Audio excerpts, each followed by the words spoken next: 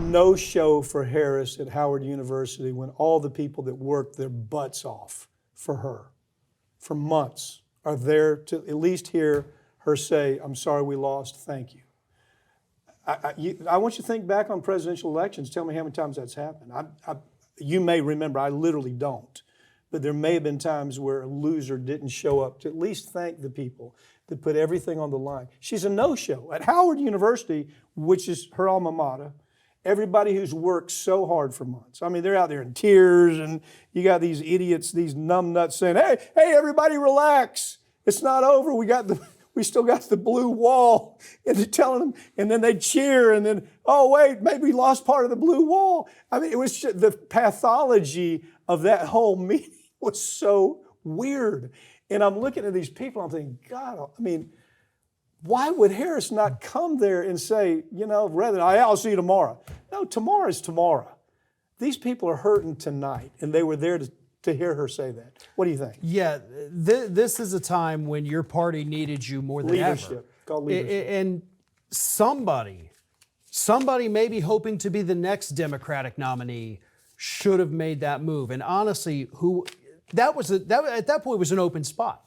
Hey, if you want to be the next leader of the party, come out here and show some strength. It was like a leadership. It's what we would expect from a president had she won.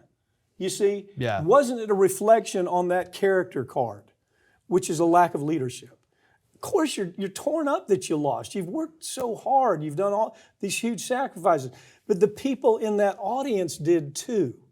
Yeah, they spent 12-hour days for the last 3 weeks trying to make something happen. And not to show up and just say, well, I'll talk to you tomorrow. Bull.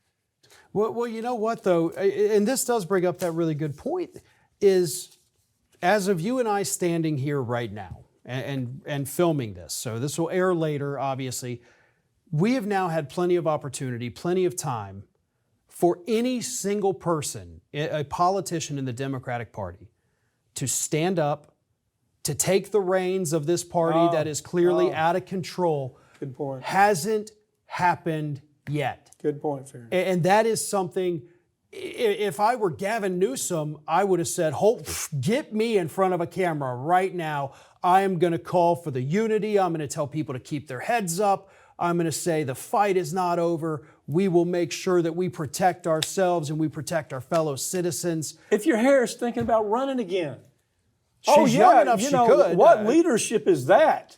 Not even to show up to say, thank you. Thank you. I know what you've been through. I've been through it too. And share in that loss.